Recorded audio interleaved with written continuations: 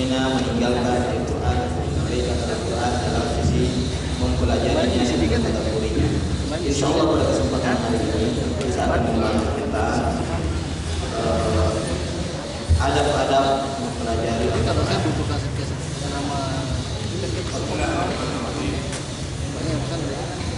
Alhamdulillah Rabbil Alamin, wa usalli wa usallimu ala nabiyyina al-karim alaihi afdal as-salatu wa taslim. Ikhwati al-kiram, assalamu alaikum warahmatullahi ta'ala wabarakatuh. ونبتدئ بآداب متعلم القرآن. Ikhwan yang dirahmati Allah Subhanahu wa taala, setelah beliau memuji Allah Subhanahu wa taala, berselawat kepada Rasulullah sallallahu alaihi wasallam, beliau menyampaikan bahwa pada hari ini kita akan memulai menjelaskan tentang adab-adab orang yang mempelajari Al-Quran. من أعظم آداب تعلم القرآن تطهير القلب. Di antara adab-adab yang paling agung dan paling utama ketika seseorang hendak mempelajari Al-Quran adalah membersihkan jiwa dan hatinya. القلب كالأرض بالنسبة للزراعة، لا ينبت الزرع إلا في أرض خصبة طيبة. Hati ini ibaratkan sebidang tanah ketika seseorang hendak bercocok tanam. وهكذا القرآن العظيم لا ينتفع به إلا صاحب القلب السليم المهيأ لاستقبال القرآن والانتفاع بمواعظه. Tanaman itu tidak akan mungkin tumbuh kecuali di tanah yang subur. Demikian pula dengan Al-Quran. Al-Quran ini tidak akan bermanfaat kecuali pada hati yang baik dan bersih. كذلك من آداب تعلم القرآن الكريم الزهد في الدنيا. Demikian pula di antara adab-adab mempelajari Al-Quran adalah sikap zuhud, zuhud terhadap dunia. وتكلم السلف الصالح العلماء كثيرا عن سبب نجاحهم في طلب العلم هو زهدهم في هذه الدنيا. Para ulama salaf banyak membahas bagaimana proses kesuksesan mereka dalam menuntut ilmu syar'i, dan ternyata sebab utamanya adalah ketika mereka zuhud terhadap dunia ini. لأن كما قال الله عز وجل ما جعل الله لرجل من قلبين في جوفه. Sebab Allah Subhanahu wa taala telah menegaskan bahwa Allah Subhanahu wa taala tidak menjadikan kepada diri seseorang dua hati. كذلك من آداب تعلم القرآن التواضع للمعلم. Kita jelaskan yang tadi, Allah tidak menjadikan pada diri seorang dua hati, berfikir untuk dunia dan berfikir untuk talabul ilmi. Demikian pula di antara adab orang mempelajari Al-Quran adalah bersikap sopan dan santun kepada gurunya. وقديما قالوا ضاع العلم بين الكبرياء والحياء. Sebuah pepatah yang mengungkapkan pada masa lalu bahwa betapa banyak ilmu yang hilang akibat kesombongan dan rasa malu. المتكبر يمنعه تكبره عن التعلم وكذا المستحي يمنعه حياءه عن التعلم. Orang yang sombong akan terhalang oleh kesombongannya untuk belajar. Demikian pula orang pemalu terhalang oleh malunya untuk mempelajari ilmu pengetahuan. وأيضا من آداب تعلم القرآن الدعاء للمعلم والاعتراف له بفضله. Di antara adab-adab dalam menuntut ilmu juga adalah senantiasa mendoakan guru kita dan mengakui keutamaan mereka. يقول عليه الصلاة والسلام كما في الحديث الصحيح: من أتى إليكم معروفا فكافئوه. Rasulullah Shallallahu Alaihi Wasallam bersabda berkenaan dengan adab yang tadi kita sebutkan. Man ata ilaikum ma'rufan fakafi'uhu.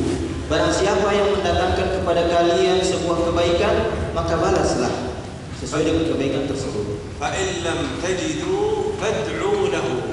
Kalau engkau tidak mendapatkan sesuatu yang engkau ingin balaskan kepadanya, maka cukup mendoakannya. حتى يعلم أن قد كافأتموه.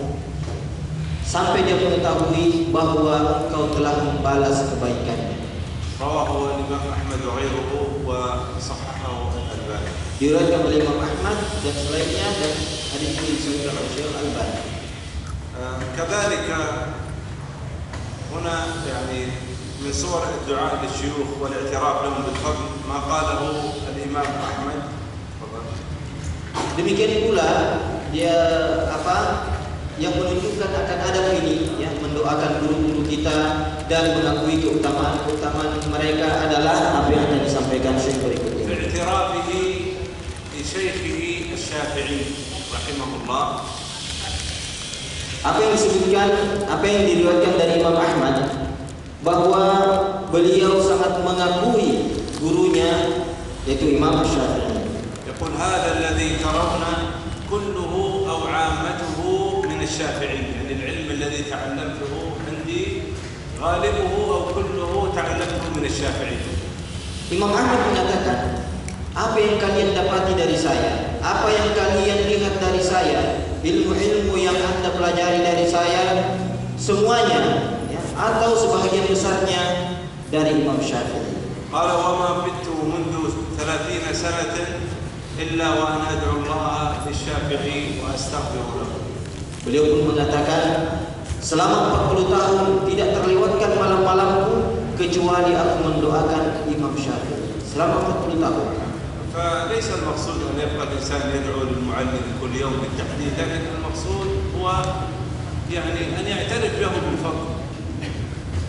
Ini tidak bermakna bahwa seorang itu harus setiap malamnya, setiap harinya dia mendoakan gurunya. Akan tetapi yang dimaksudkan bahwa seseorang itu harus mengakui, ya, keutamaan dan kebaikan yang dia dapatkan dari gurunya. وقد يوجد من الطلاب من يتنكر لأساتذته ومشايخه الذين علموه، يتنكر لهم إما بلسان حاله أو بلسان قاله.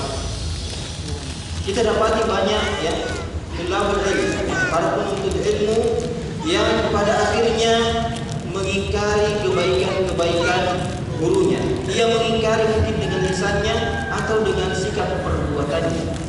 ومن الآداب كذلك إخوتي اختيار المعلم الأصلح والأنفع أو الأعلى. Di antara adab dalam menuntut ilmu adalah memilih guru, ya, yang paling baik, yang paling bermanfaat untuk seseorang. يعني القول المشهور عن محمد بن سيرين رحمه الله قال إن هذا العلم دين فانظروا عمن تأخذون دينه. Ibnu Sirin rahimahullah ta'ala pernah mengatakan bahwa sesungguhnya ilmu ini adalah agama. Innal ilma dinun, sesungguhnya ilmu ini adalah agama. Maka perhatikanlah dari siapa kalian akan mengambil agama ini. ومن آداب تعلم القرآن وتعلم العلم أيضا يعني عامة التبكير إلى مجلس الدرس. Di antara adab-adab yang penting juga dalam mempelajari Al-Quran atau secara umum ilmu agama ini adalah bersegera mendatangi majelis-majelis ilmu. فكان كثير من السلف نقرأ في سيرهم أنهم ربما يخرجون للدروس مع الفجر أو قبل الفجر حتى يأخذوا مكانا مناسبا عند شيخهم. Kita dapati dalam sejarah para ulama kita, ya, ketika kita membaca sirah perjalanan hidup mereka, bahwa mereka, di antara mereka ada yang keluar pagi-pagi hari, ya, atau bahkan sebelum fajar, sebelum subuh, ya, menuju tempat majelis-majelis ta'lim agar mereka mendapatkan tempat dan posisi yang terbaik ketika hendak belajar di hadapan gurunya. وهذا محمد بن علي السلمي رحمه الله يقول كنت خرجت مع أذان الفجر لآتي لشيخي لأسمع عنده القرآن، يعني يقرأ عليه القرآن. قال فوجدت 30 قارئا سبقوني إلى هذا الشيخ فما أتتني النوبة إلا مع أذان العصر.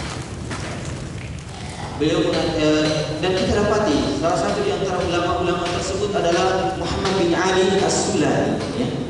Beliau mengatakan, suatu hari aku keluar hendak belajar Al-Quran terhadap guru, ya. Dia ingin menyetor hafalannya, ya. Sebelum subuh dia sudah keluar. Tetapi setelah sampai di majelis tersebut, dia telah mendapati lebih kurang 30 orang telah mendahuluinya, dan gilirannya itu dia tidak dapati kecuali setelah masuk salat asar. كذلك من الآداب التحلي بالأدب في مجلس التعليم. Demikian pula di antara adab-adab talibul ilm adalah seseorang itu harus menghiasi dirinya dengan adab sopan santun, akhlak yang baik pada saat-saat dia mempelajari ilmu tersebut di majelis ta'lim. والتأدب كذلك في مجلس العلم أو حلقة القرآن ليس خاصا بالمعلم، بل ينبغي للمتعلم أيضا أن يتأدب مع زملائه وأقرانه ويحترمهم ويقدرهم ويجلهم حتى يبارك الله عز وجل له فيما أخذ.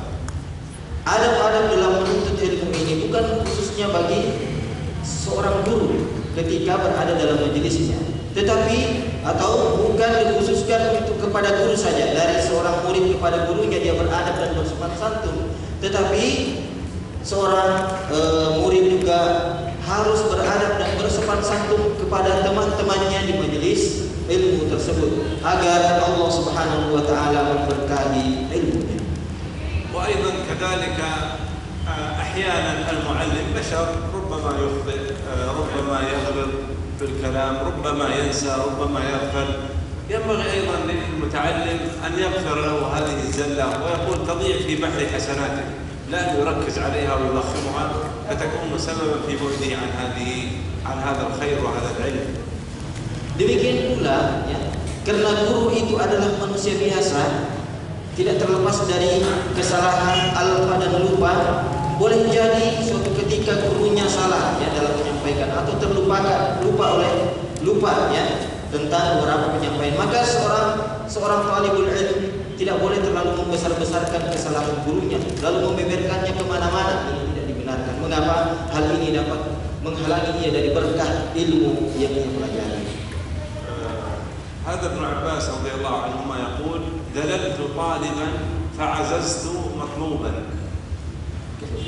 يعني دللت طالبا كنت وانا صغير اذلني يقول نفسي للشيخ وتحنن له وتودد له، فاكرمني الله عز وجل لما كبرت فاذا بالناس يعني يحترموني ويقدروني، يعني جزاء وفاقه. دللت طالبا وعززت مطلوبا. Lihatlah Ibnu Abbas, ya. Beliau menyatakan, aku bersikap rendah pada saat menuntut ilmu, yaitu merendahkan dirinya di hadapan gurunya, menghormati gurunya, ya. Dan ketika aku telah menjadi seorang guru, aku pun menjadi mulia. Artinya, ketika dia menuntut ilmu, dia sangat menghargai dan sopan santun kepada gurunya, dan hal itu dibalas oleh Allah Subhanahu wa taala ketika dia menjadi guru, di mana orang-orang yang menuntut ilmu kepadanya kemudian mengagungkan dan menghormatinya. ثم ننتقل الآن إلى أحكام تعلم القرآن وتعليمه. Sekarang kita pindah kepada pembahasan yang lain, yaitu hukum-hukum dalam menuntut atau mempelajari Al-Quran. تعلم القرآن وتعليمه فرض كفاية على المسلمين. Mempelajari Al-Quran sebagaimana telah kita ketahui secara bersama, mempelajari dan mengajarkannya kepada orang lain hukumnya wajib. إذا قام به البعض سقط الإثم على الباقي. Hukum wajib ini adalah fardu kifayah. Apabila telah dilakukan oleh sekelompok orang, maka kewajiban ini gugur dari kelompok yang lain. إلا ما تتم الصلاة به فهو واجب كقراءة الفاتحة. Kecuali ayat-ayat tertentu atau surah-surah yang tertentu yang tidak sempurna dan sholat wajib seseorang kecuali dengannya, maka ini hukumnya wajib untuk dipelajari semua orang, seperti surah Al-Fatihah. فتعلم إذن القرآن فرض كفاية على الجميع ومستحب بالإجماع. Mempelajari Al-Quran merupakan fardu kifayah secara umum, ya, tetapi mustahab, sangat disukai, ya, bila seseorang mempelajari. وقال صلى الله عليه وسلم خيركم من تعلم القرآن وعلمه. Rasulullah sallallahu alaihi wasallam bersabda, sebaik-baik orang di antara kalian adalah yang mempelajari Al-Qur'an dan mengajarkannya kepada orang lain. وقال تعلموا القرآن فإنه شافع يوم القيامة. Rasulullah juga bersabda, pelajarilah Al-Qur'an karena sesungguhnya Al-Qur'an pada hari kiamat ini akan menjadi syafaat bagi orang-orang yang mempelajarinya. وقال لحذيفة رضي الله عنه قال له يا حذيفة تعلم كتاب الله واتبع ما فيه. قال له ذلك 3 مرات. Juga Rasulullah sallallahu alaihi wasallam pernah berkata kepada Hudzaifah ibn Yaman sampai 3 kali diulangi berkali-kali, wahai Hudzaifah, pelajarilah Al-Qur'an. أما حكم تعليم القرآن لغير المسلم، adapun hukum mengajarkan Al-Qur'an kepada non-muslim, فاختلف العلماء في ذلك بين الجواز وبين عدمه وبين الكراهة. Maka para ulama kita berbeda pendapat tentang hukumnya. Di antara mereka ada yang mengatakan boleh, di antara mereka ada yang mengatakan tidak boleh, di antara mereka juga ada yang mengatakan itu makruh atau dibenci. والراجح والله تعالى أعلم هو جواز تعليم الكافر القرآن إذا رجي إسلامه. Adapun pendapat yang benar insyaallah Allah taala alam bahwa mengajarkan orang kafir Al-Qur'an boleh-boleh saja apabila kita mengharapkan orang ini bisa memeluk Islam. وعدم جوازه إذا لم يرجع إسلامه. Dan tidak boleh kita mengajarkan kepadanya Al-Qur'an kalau memang tidak ada harapan baginya, kita lihat untuk memeluk Islam. وهو قول الحنفية والوجه الصحيح عند الشافعية. Dan ini merupakan pendapat Imam Abu Hanifah dan salah satu pendapat yang rajih dari Imam Syafi'i radhiyallahu taala. واستدلوا بقول الله تعالى وإن أحد من المشركين استجارك فأجره حتى يسمع كلام الله.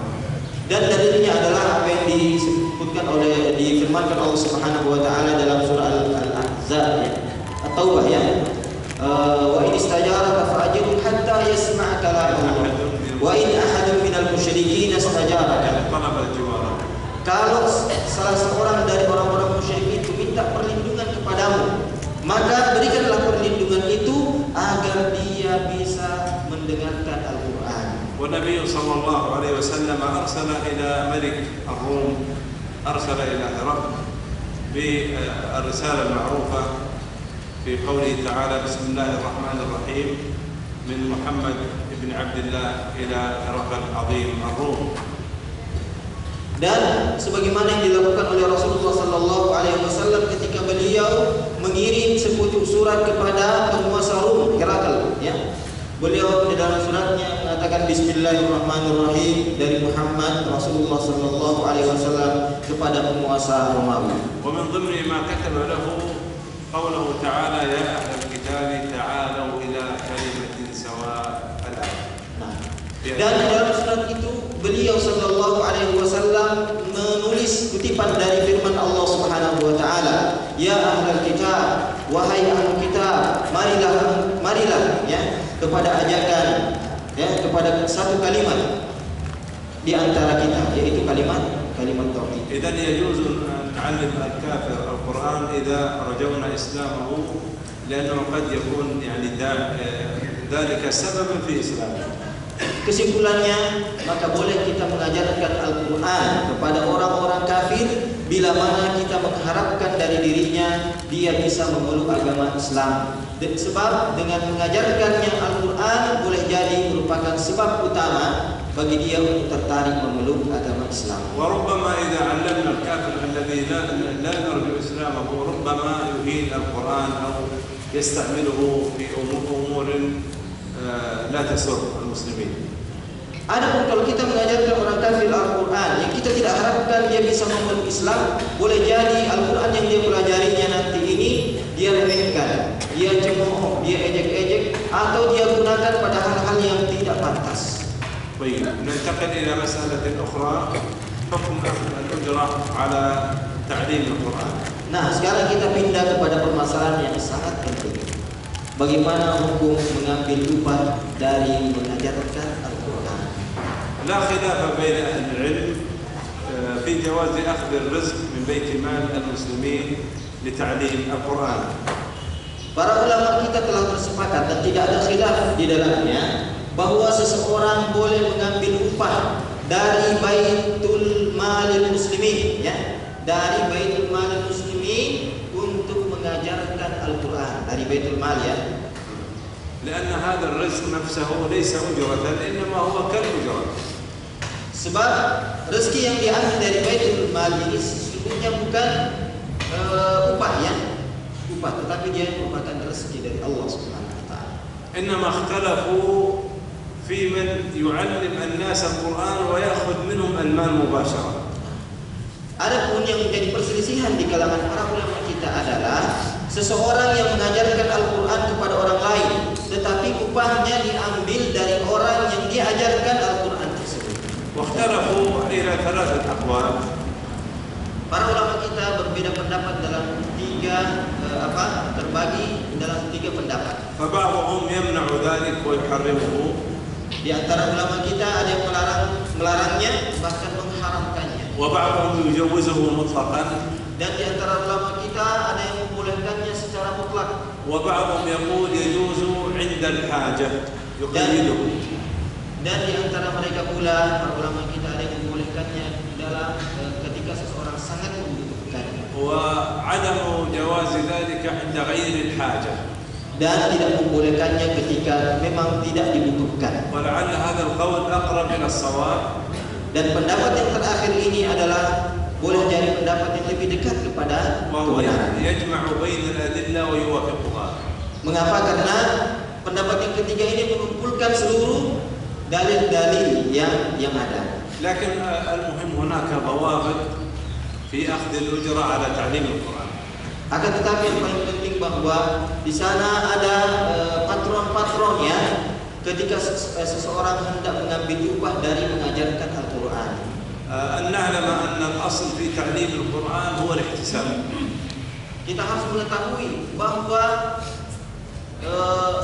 yang mendasari, ya, niat yang mendasari atau al-asl dalam mengajarkan Al-Quran kepada orang lain adalah al-ihtisab, mengharapkan pahala semata-mata dari Allah Subhanahu wa taala. وعدم أخذ العوض عليه وهو عمل الأنبياء. Dan tidak boleh bagi seseorang untuk mengambil upah, ya, darinya atau ganjaran darinya kecuali dari Allah Subhanahu wa taala. Itu niat yang pertama. نعم، إذا كان المعلم ميسور الحال فالأفضل له أن يترك هذه الأجرة. Kalau seorang guru, ya, seorang guru Al-Quran itu keadaan ekonominya lapang, ya, maka dia tidak disarankan untuk mengambil upah dari proses mengajarkan Al-Quran. وإذا كان المعلم يعني ليس ميسورا كحال غالب معلمي القرآن اليوم وكان داعيا فلا بأس أن يأخذ هذه الأجرة.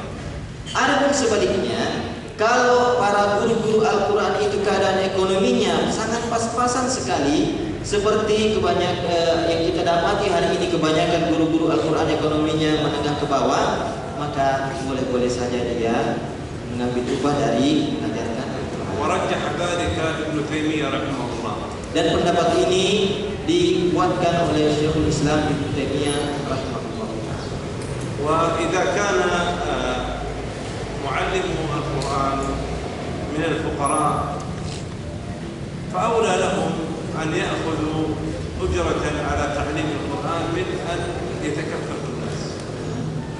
Kalau seorang pengajar Al-Quran adalah orang yang miskin, fakir, maka lebih utama baginya dia mengambil upah dari profesinya sebagai guru atau guru Al-Quran, ya, pengajar Al-Quran, daripada dia meminta-minta kepada orang lain.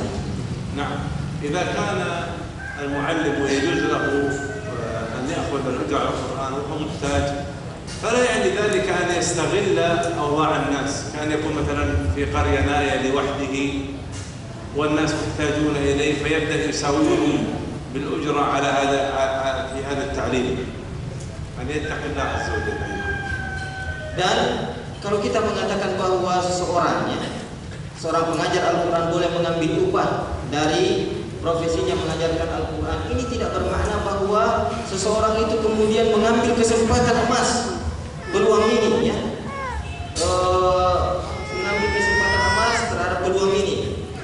ketika dia satu-satunya pengajar Al-Quran di sebuah kampung, ya.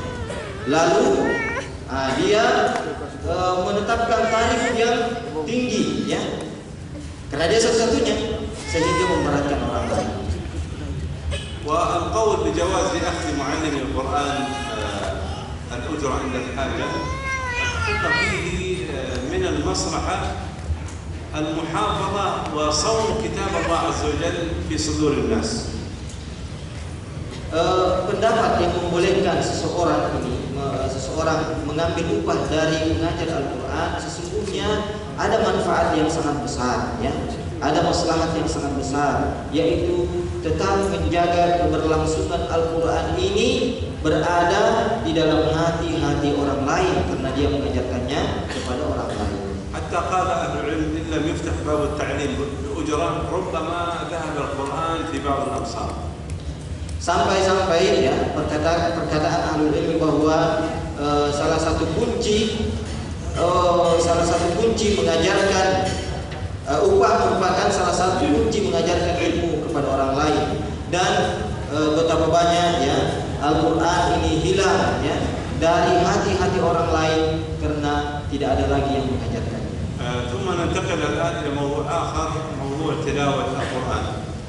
Kemudian kita pindah ke pembahasan yang lain, tilawah Al-Quran, membaca Al-Quran.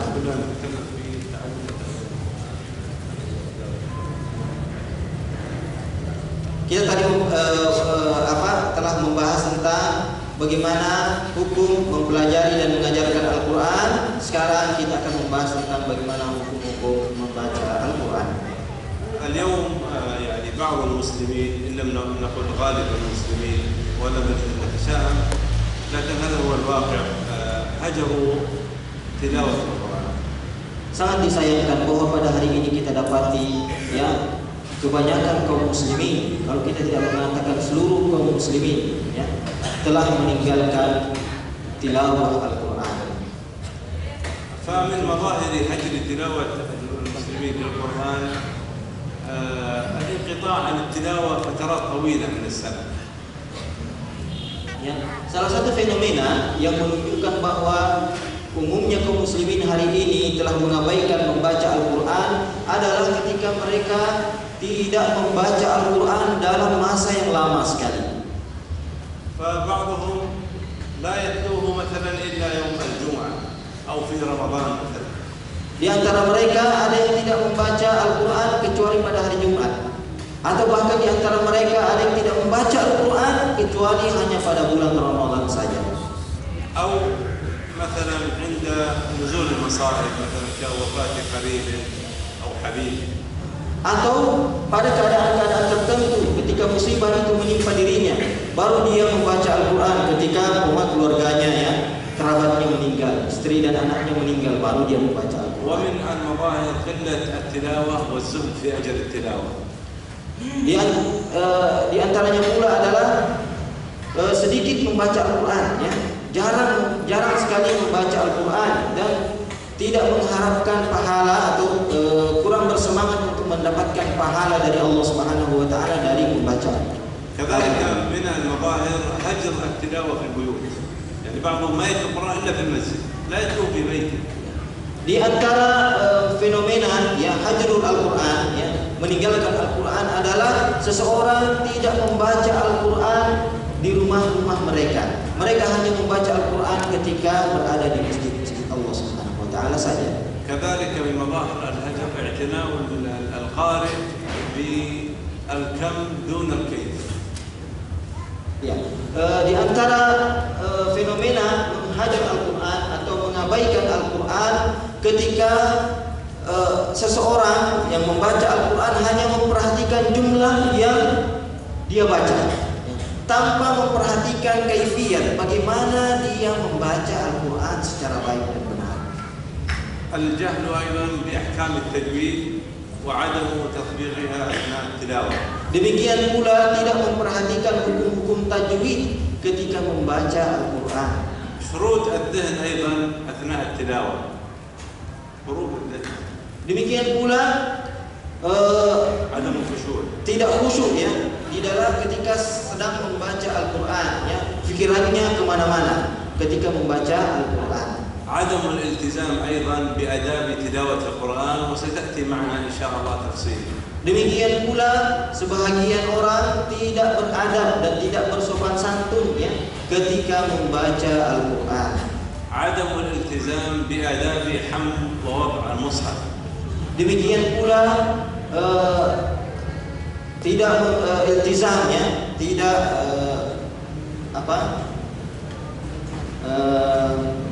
tidak bersungguh-sungguh, ya, melakukan adab-adab sopan santun ketika membawa dan meletakkan Al-Quran. وبعض صغار السن ربما كتبوا على المصاحف أو الأجزاء وربما مزقوا بعضها. Bahkan ينبهون على ذلك.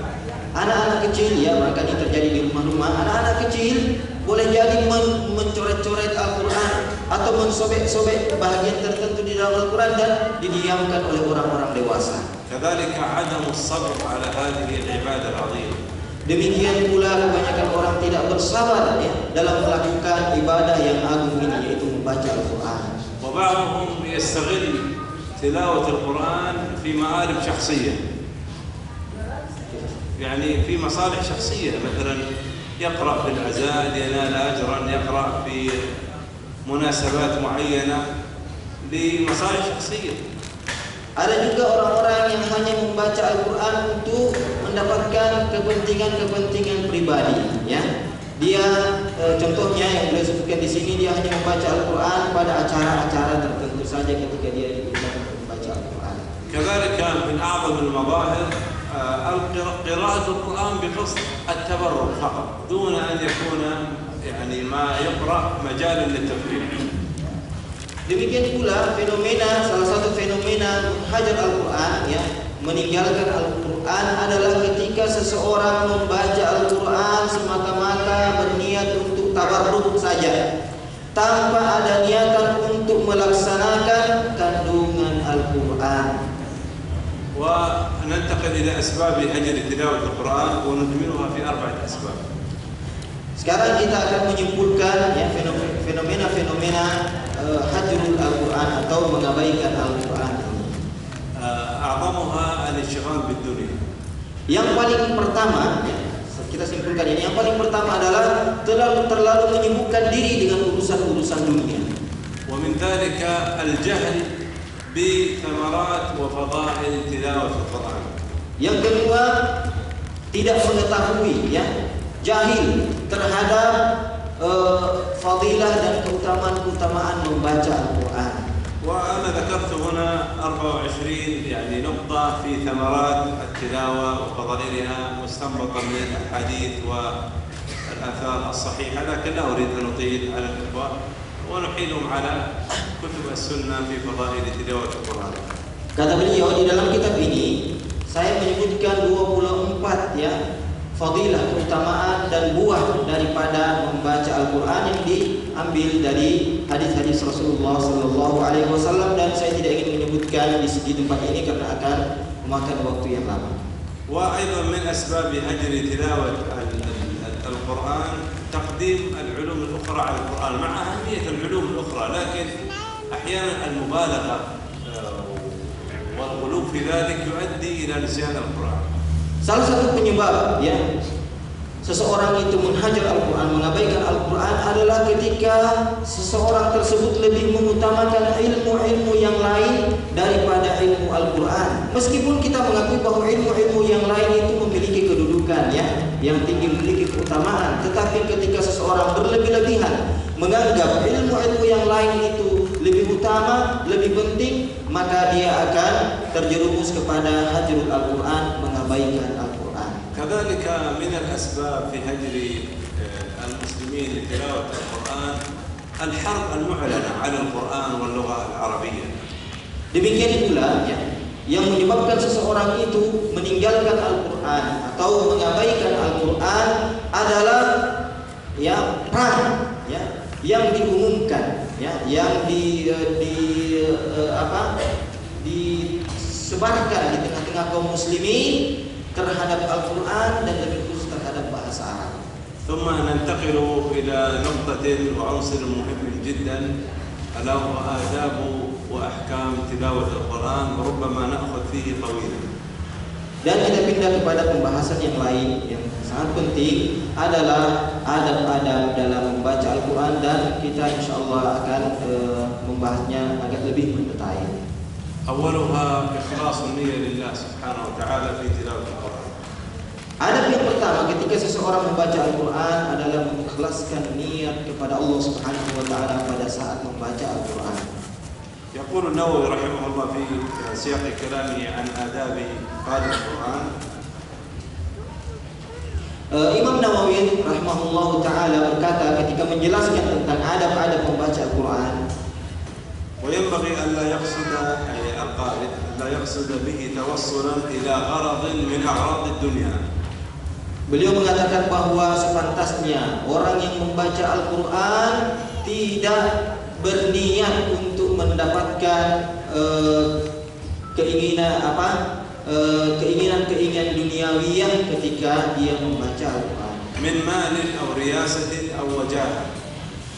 Seperti ingin mendapatkan harta, ingin mendapatkan kedudukan, atau ingin mendapatkan pujian, أو ارتفاع على أقرانه. Atau ingin lebih tinggi kedudukannya ya daripada sahabat-sahabatnya. أو صرف وجوه الناس إليه.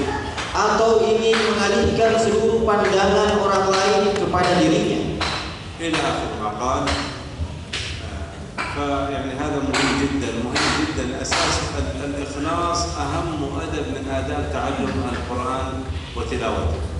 Ini adalah permasalahan yang sangat penting ya, membersihkan niat ya ketika seseorang mempelajari Al-Quran dan pada saat-saat dia membaca Al-Quran. بل الإخلاص مهم في جميع الأعمال الصالحة. Bahkan mengikhlaskan niat adalah perkara yang sangat penting pada seluruh amal-amal kebajikan yang kita lakukan.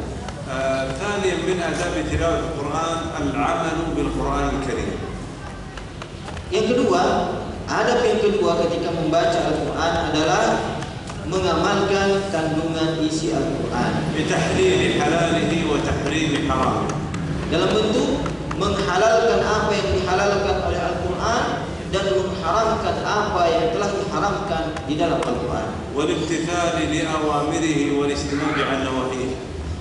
Dan juga menjalankan seluruh apa yang diperintahkan di dalam Al-Quran dan meninggalkan apa-apa yang dilarang di dalam Al-Quran. وإقامة حروفه وحدوده. Juga menegakkan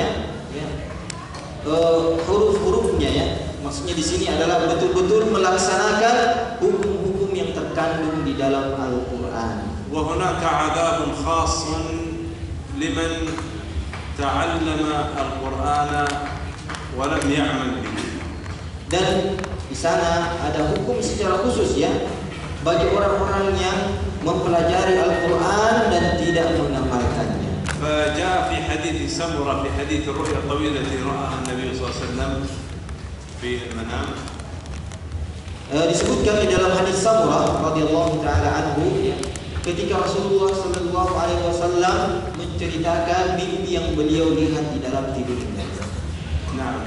أنه رأى خلاصة الحديث رأى رجلا يشدخ بحجر كلما رجع يعني رأسه كما كان يشدخ به فأخبره أنه هذا الذي علمه الله القرآن فنام عنه بالليل ولم يعمل فيه بالنهار يفعل به.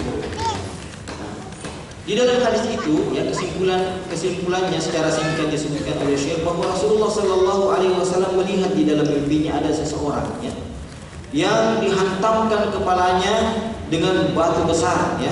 Setiap kepalanya itu hancur oleh hantaman batu besar itu, disempurnakan kembali lalu dihantam lagi dengan batu besar tersebut. Begitu terus ya. Lalu Rasulullah Sallallahu Alaihi Wasallam diberitakan bahwa orang tersebut adalah orang yang mempelajari Al-Quran, ya, membaca Al-Quran ya, di malam hari. Lalu pada siang harinya dia tidak sama sekali mengamalkan isi kandungan Al-Quran tersebut. ومن آداب تلاوة القرآن تعظيم القرآن وإجلاله. Di antara adab-adab membaca Al-Quran adalah mengagungkan Al-Quran itu dan memuliakannya.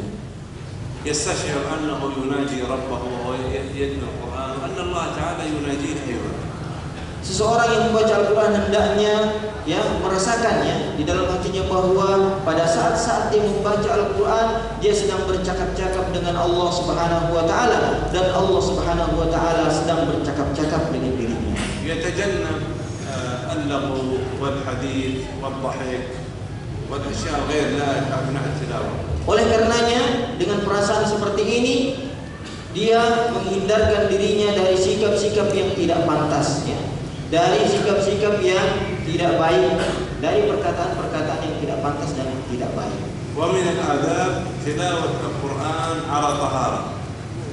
Dan di antara adab membaca Al-Quran bahwa seseorang membaca Al-Quran itu dalam keadaan taharah. وهنا يعني ملحوظة مهمة جدا أرجو أن تقيدوها مهمة جدا. Di sini ada masalah yang perlu antum garis besar, berikan garis besar dan perhatikan baik-baik. بعض الناس إذا سمع مثلا آداب تلاوة القرآن، آداب الطعام، آداب النوم وهكذا. الآداب هذه من الآداب يظن أنها كلها مثلا مستحب فعلها. لا، الآداب منها ما هو واجب ومنها ما هو مستحب. Yang perlu antum garis besarkan di sini adalah bahwa seseorang pada umumnya ketika mendengarkan penjelasan tentang adab-adab, adab makan, adab tidur, adab membaca Al-Quran, yang terbersih dalam pikirannya bahwa adab-adab ini hukumnya mustahab, sunnah saja. Padahal di antara adab-adab itu ada yang hukumnya wajib, tidak sekedar sunnah atau mustahab saja. فمن الأدب الواجبة ما تقدم ثلاثة الماضية، يعني إخلاص النية، العمل بالقرآن، تعظيم القرآن، هذه أدب واجبة. أما الرابعة التي ذكرناها وهي يعني أن يقرأ القرآن أو يتلوه وهو على وضوء، هذه سنة يجوز الإنسان أن يقرأ القرآن وهو على غير وضوء، لكن الأكمل والأتم والمستحب أن يقرأه وهو على وضوء. Dalam masalah ini yang dalam contohnya adab-adab yang wajib dilakukan bagi seseorang ketika membaca Al-Quran, yang wajib hukumnya adalah 3 yang kita sebutkan pertama kali. Ikhlas, mengamalkan isi kandungan Al-Quran, kemudian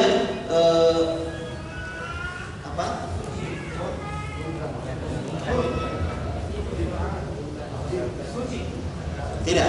Adapun bersuci, suci dalam keadaan suci ketika membaca Al-Quran, maka dia adalah mustahab saja. Dalam keadaan suci membaca Al-Quran, hukumnya sunnah atau mustahab. Dan yang paling baik dan paling sempurna adalah ketika seorang membaca Al-Quran itu dalam keadaan suci, dan tidak mengapa baginya ketika membaca Al-Quran dalam keadaan tidak suci. Yang 3 pertama itu yang kita sebutkan tadi, membersihkan niat, mengamalkan isi kandungan Al-Quran. Salah satunya saya agak lupa. Mengagungkan dan memuliakan Al-Quran ketika membacanya itu adalah adab yang wajib hukumnya, bukan sunnah. ولا يقال ارتكب مكروها بل يقال هو تارك للأفضل كما قال النووي رحمه الله. Ketika seseorang membaca Al-Quran dalam keadaan tidak tahara, kita tidak mengatakan bahwa dia telah melakukan hal yang makruh, dia telah melakukan hal yang makruh, tidak, tetapi dia telah meninggalkan yang afdal dan lebih utama sebagaimana disebutkan oleh Imam Nawawi. Al-adab al-khamis ikhtiyar al-waqt al-munasib lil-tilawah.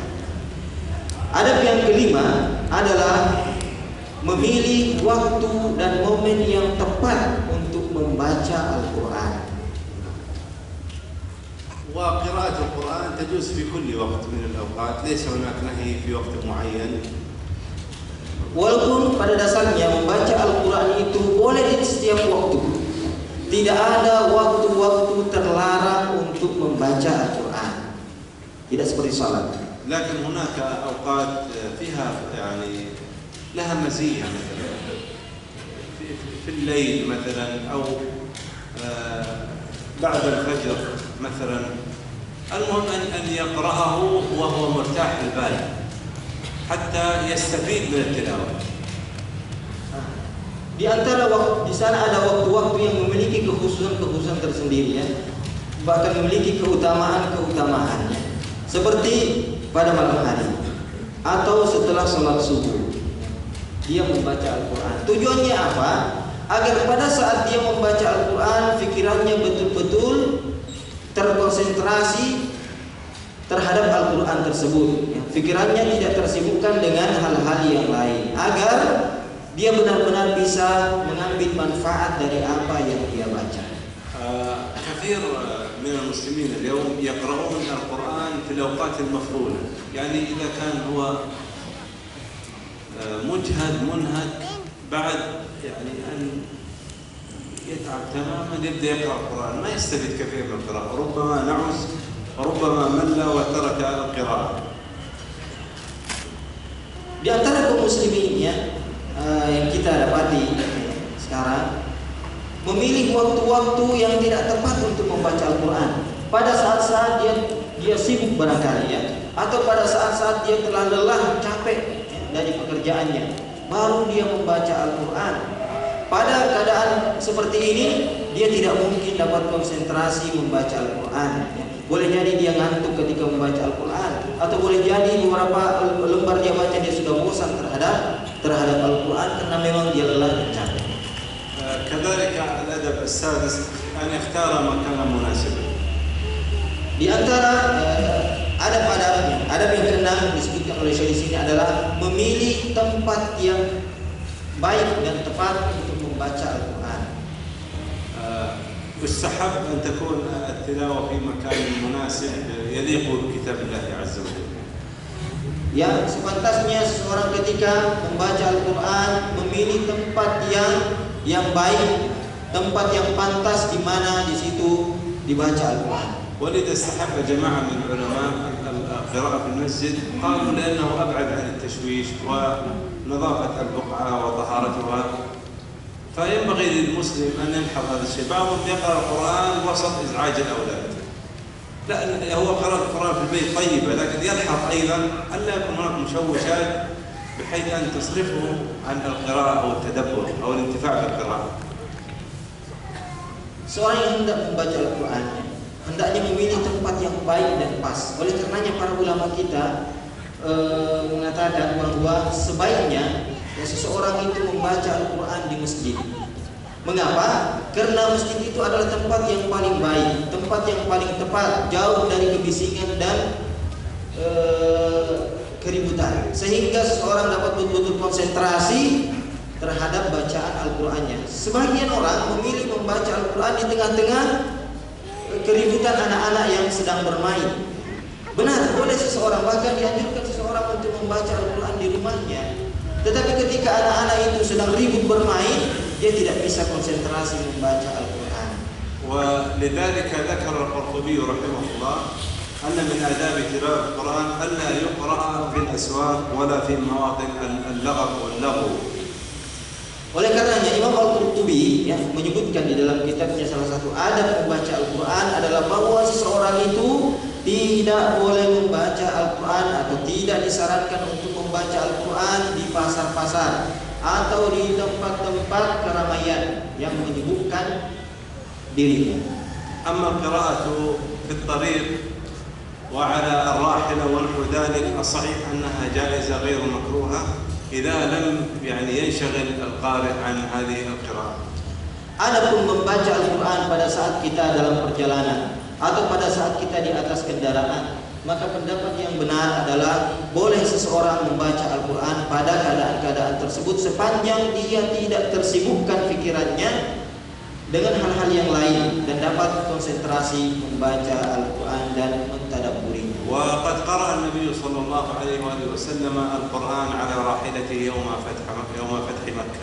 Dan dalam sebuah riwayat Rasulullah Sallallahu Alaihi Wasallam membaca Al-Quran di atas tunggangan beliau ya, pada saat Fathu Makkah. وهذه سنة ينبغي لنا أن نحييها في هذا الزمن.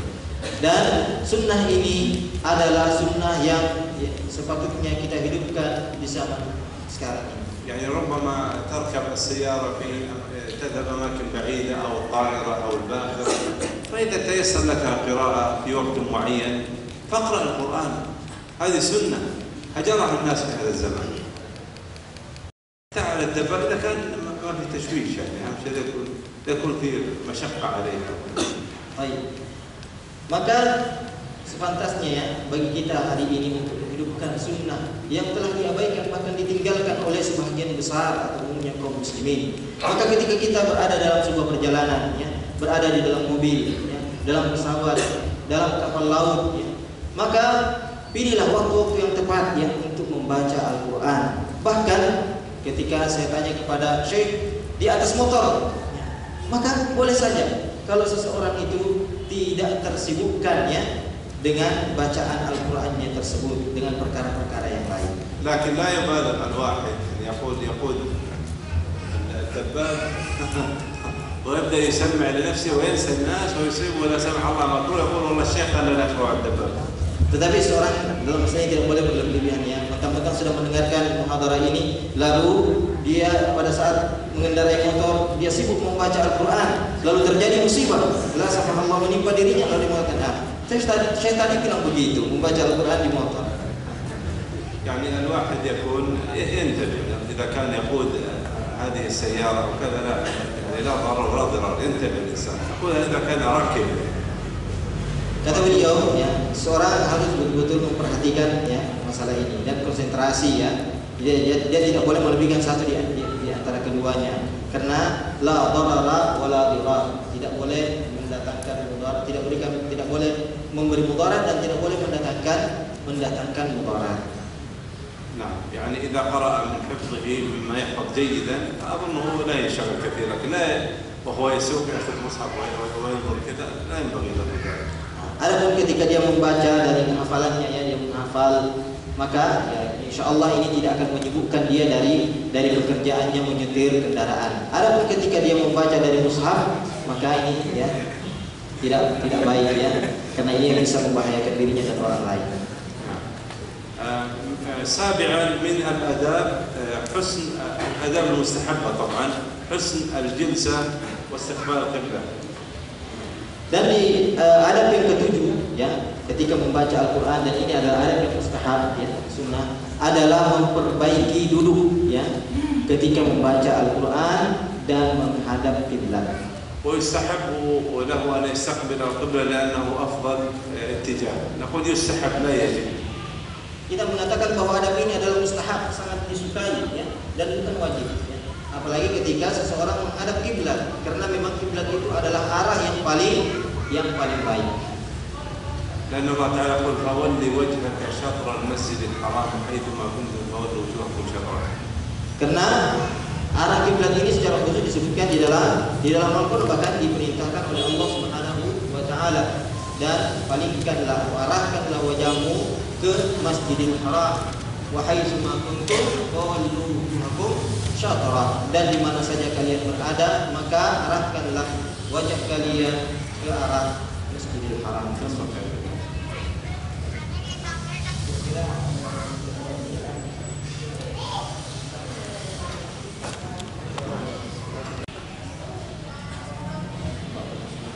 لا نأخذ من هذا ونأخذ.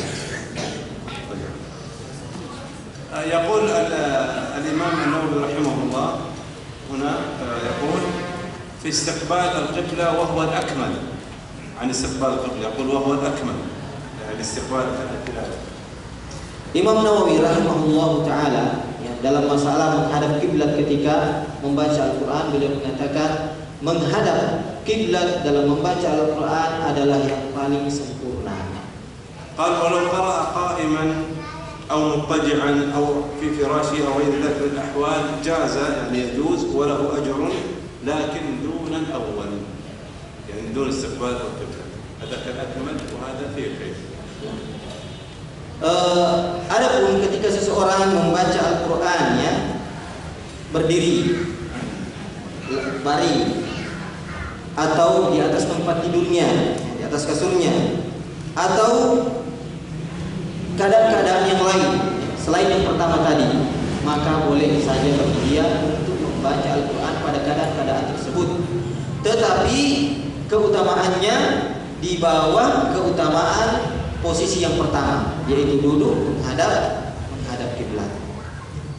تقول عائشة رضي الله عنها كما في صحيح مسلم كان رسول الله صلى الله عليه وآله وسلم يتكئ في حجري وأنا حافظ فيقرأ القرآن. Diriwayatkan dari Aisyah radhiyallahu taala anha bahwa beliau berkata, adalah Rasulullah sallallahu alaihi wasallam pernah bersandar kepadaku, ya, pada saat ketika itu aku sedang haid dan beliau membaca Al-Quran. Nah, فهذه مثل هذه الأحوال يتبين أنه صلى الله عليه وسلم فعلها لبيان جوازها.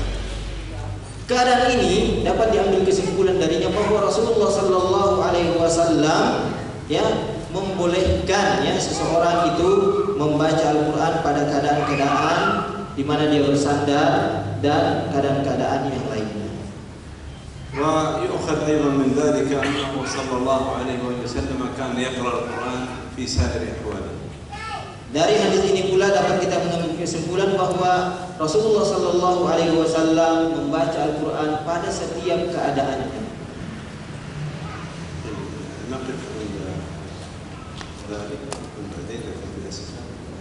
Ikhwan yang dirahmati Allah Subhanahu wa taala, pembahasan ini kita cukupkan sampai di sini dan kalau antum memiliki pertanyaan seputar permasalahan yang telah kita bahas, maka kita berikan kesempatan sampai ada yang dikumandangkan. Tafadhol.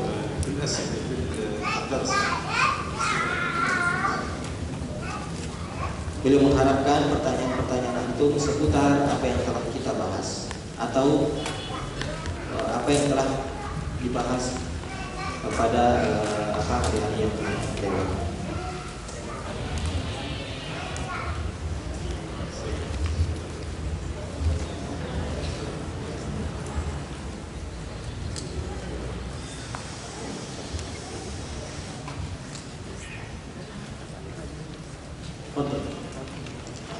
Di luar Arabia.